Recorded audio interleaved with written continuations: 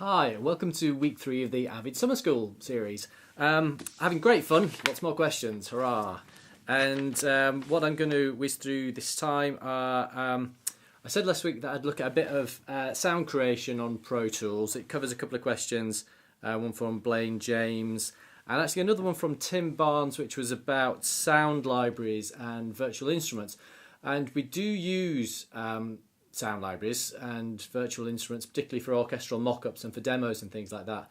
But I do think if you can be bothered, and it's well worthwhile being bothered to do it, if you can create some of your own sounds from scratch, it's much easier to get something interesting. The process becomes more interesting, and I think your work starts to sound a little bit more like you and not like anybody else. So it's a quick look at something from A Fantastic Fear of Everything, the Simon Pegg film that was just out recently in the UK. Available on DVD near you soon. And this is an example of a session. Last week we looked at seeing the whole film in Pro Tools. This is more about how to sort of make a bit, or how I make a particular sound and use Pro Tools as a bit of a sketchbook sometimes. So all of this audio is recorded next door on my upright piano. And this was one of the first ideas. I wanted to create something that had got a sort of 60s sonic characteristic. There's a film called Peeping Tom that uses a piano score all the way through, wonderful 60s film. So it's taking a bit of that but then giving it a contemporary spin.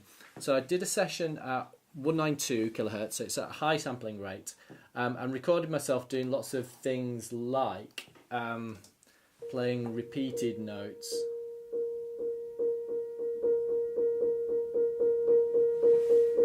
So just next door, just recorded myself on the piano doing that, but then did various things where I would speed up and slow down.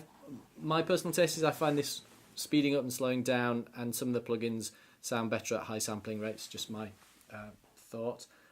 So this is that little bit, but then with some speeded up bits coming in down below.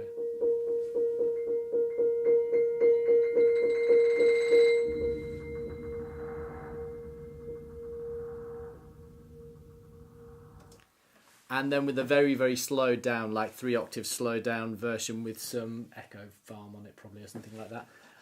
So this is an example, we were talking about process before. This is an example of approaching something from a sonic point of view. So we saw some paper first of all. This hasn't got any paper, although the original tune was written on paper.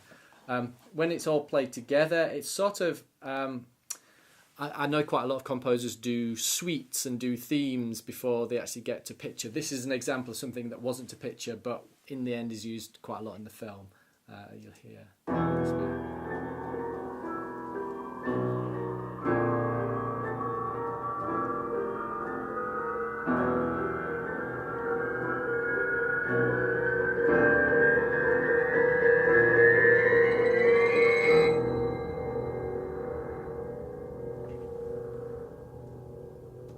And it's kind of cool just because it's all homemade. It doesn't sound like anything else. So you could maybe achieve a similar thing from sample libraries, but have a go and make your own.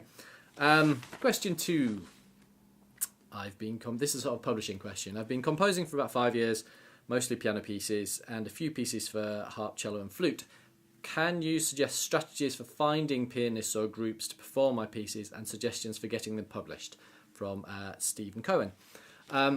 I think this touches on a whole aspect of should you get a record deal, should you be published, should you find an agent, all those kind of things, which are tough questions because I think they're about timing and about at what level you are in your career that you need support for particular things, and also at what level in your career are you before you're making enough money for 15% of your money to be worthwhile somebody doing things for you.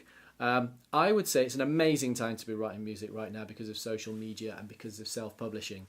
It's incredibly difficult because you still need to try as hard as everybody else to get over the top so people can hear your work and see your work. But if you're a classical composer now, or you're producing work that people are going to actually play, then get on Twitter, get on Facebook, find the people who can play your work. You can send them PDFs of it, printed out of Sibelius or whatever. So you really, I think, need to put an incredible amount of energy into it, which composers are not necessarily It's not what we dream of doing when you get up in the morning. But if you can really work it, then you should be able to get in touch with people over the internet, send them stuff through, and just really put a lot of positive energy into communication. It is hard and annoying, but well worth it. And finally, last quick question, number 3, what was your first job of composing? This is from Mallory McElroy, great name. What's more important, having the correct education and skills or having a feel for music and vision? So answering that in terms of starting and perseverance, my first paid jobs were writing music for contemporary dance companies. And when I say paid, I wasn't carrying the money home in a huge suitcase. But, it's £50 here, £100 there. And it was my first experience of having professional music that you were writing for other people and that was going to be performed and you were being paid for. But I think, particularly as it's Olympics week, the Olympics are amazing. What's brilliant when you see the athletes running, and this comes back to a theory I heard about the 10,000 hours that's necessary to become accomplished at a certain thing, is I just think it's about perseverance. 10,000 hours. If you put 10,000 hours into your composing, by the end of it, you'll be pretty good. You really will be pretty good. And if you watch those athletes, they are, the amount of work and training they do is incredible. So my first job's very small, contemporary dance, which is actually a great way to get into film. But what's the sort of necessary skills I definitely wouldn't describe myself as a great composer, but what are the skills necessary to achieve something as a composer? Perseverance. 10,000 hours. Brilliant. Look forward to seeing everybody next week. Keep the questions coming. We'll look at some Sibelius things on the other machines next week. Have a great week. Bye-bye.